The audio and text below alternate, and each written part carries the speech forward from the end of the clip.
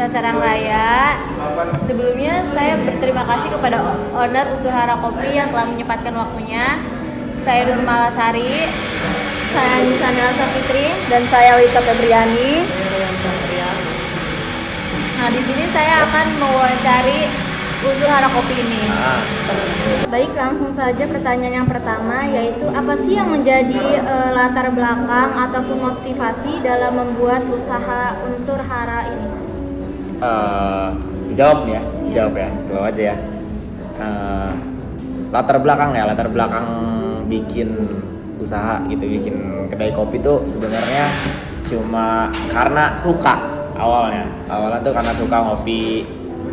Belajar kopi sebenarnya dari suka ngopi dulu sih. Habis itu kan kita belajar lah ya, tertarik, udah kadung kecemplung. Awalnya kerja dulu, belajarnya dari kerja sampai pada akhirnya kayak ini aja sih, kayak orang bengkel lah gitu. Kayak montir tuh pasti cita-citanya pengen punya bengkel sendiri gitu. Bener nggak sih?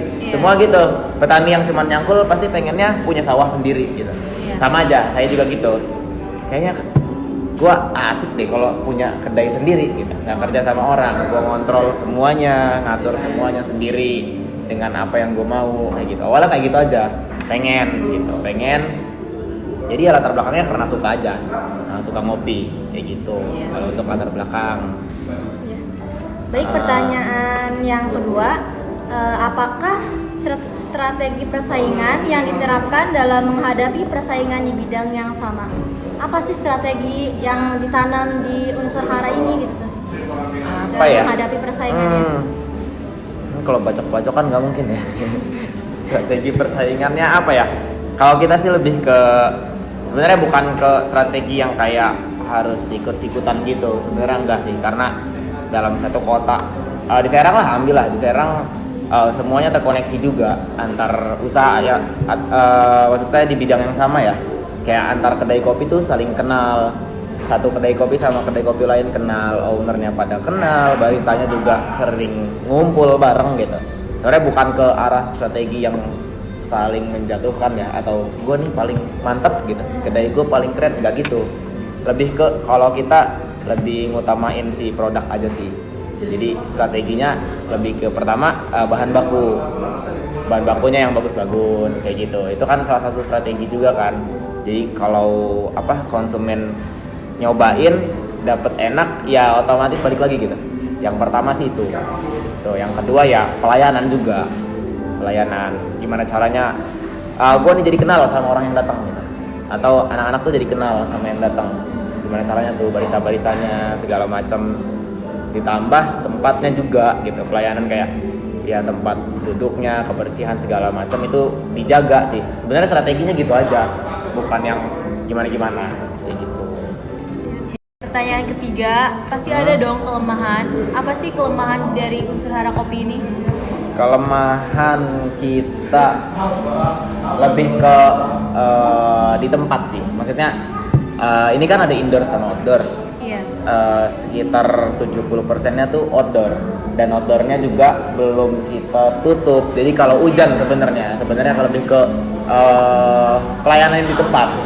Pelayanan di tempat tuh kalau cuaca lah, kelemahannya cuaca, Kalau hujan atau terik banget di siang tuh kayaknya kurang pas aja kalau di luar. Jadi kalau emang malam penuh dan hujan, ya itu jadi kelemahan kita. Karena ya mau gimana nongkrongnya kalau hujan gitu kan, belum ada tutupnya lah, belum ada atapnya kayak gitu.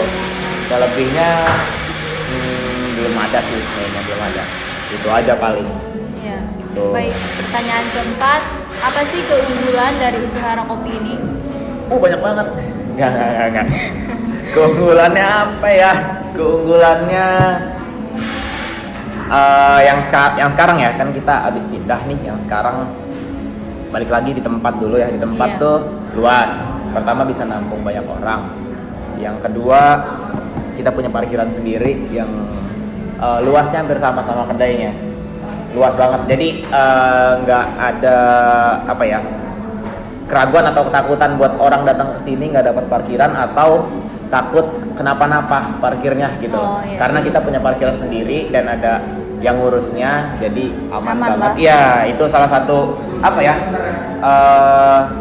kenyamanan lah yang kita berikan gitu ke orang yang datang gitu, salah satunya itu gitu.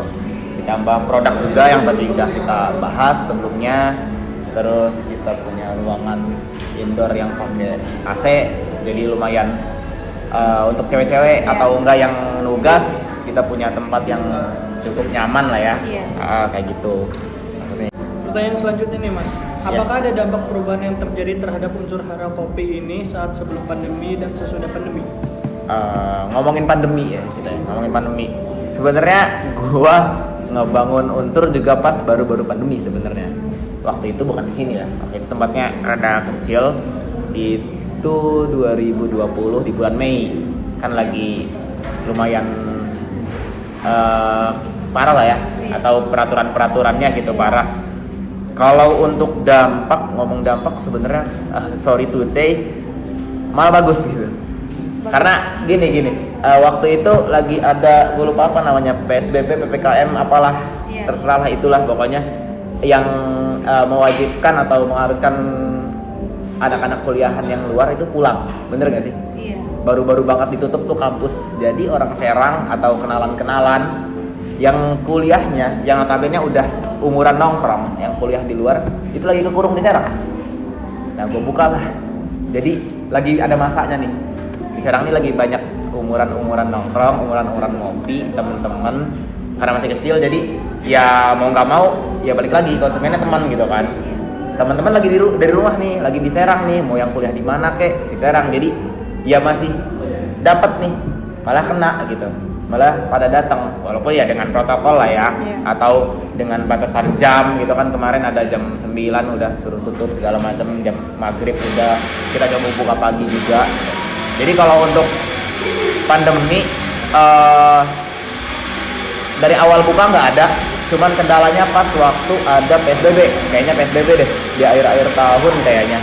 Itu kan lumayan ketat juga, jadi lumayan berdampak tuh, lumayan turun.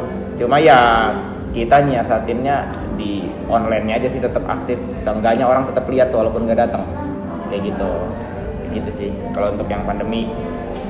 Nah untuk pertanyaan selanjutnya nih Mas, strategi pemasaran apa yang digunakan pada usaha unsur hara kopi ini? Untuk strategi pemasaran sebenarnya ada beberapa sih.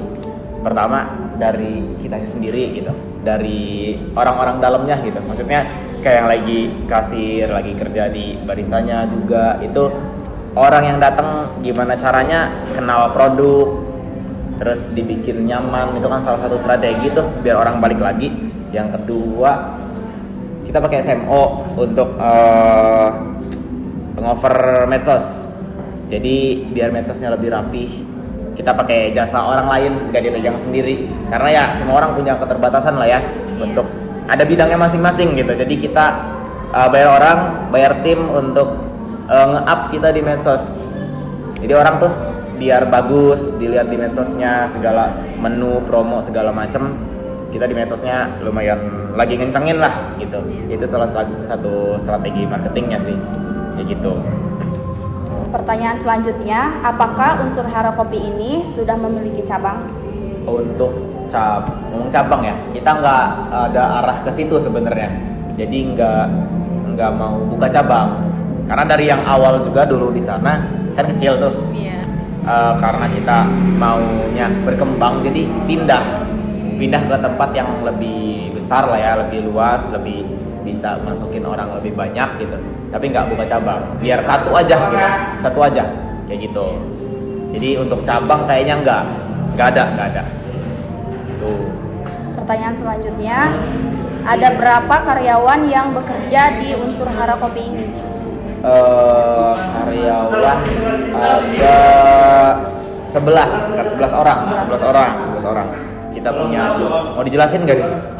Jelasin yang 11 itu ya. 11-nya tuh ada 2 kasir 2, baristanya 4, runnernya atau waitersnya 2, sama kitchen 3. Kenapa banyak? Ya karena jam operasionalnya juga dari pagi kita bukanya. Bagi-bagi lah. Dari jam 8 sampai jam 11, jadi ada 2 shift gitu. Pertanyaan terakhir nih, apa saja visi misi yang terdapat pada unsur hara kopi ini? Visi misi. Oh ya, visinya tuh sebenarnya lebih apa ya? Mengkopikan orang-orang Serang aja sih. Maksudnya orang Serang tuh lebih nggak sama kopi lah gitu. Maksudnya ya kayaknya semua kedai juga gitu deh. Maksudnya kan makin banyak orang yang nggak sama kopi, makin banyak orang yang belanja kopi dong. Jelas. Kayak gitu aja simpelnya ya biar kopi tuh apa ya? Dari dulu juga sebenarnya orang Indonesia udah biasa sih sama kopi. Cuman kan sama kedai kopi atau coffee shop belum gitu. Kopinya mah udah ada dari dulu gitu. Cuman ke budaya ke coffee shopnya ini yang harus terus-terusan naik gitu. Nah, itu visinya. Kalau untuk misinya ya gimana caranya kita ngasih produk kopi dan turunannya ya, apapun itu gitu.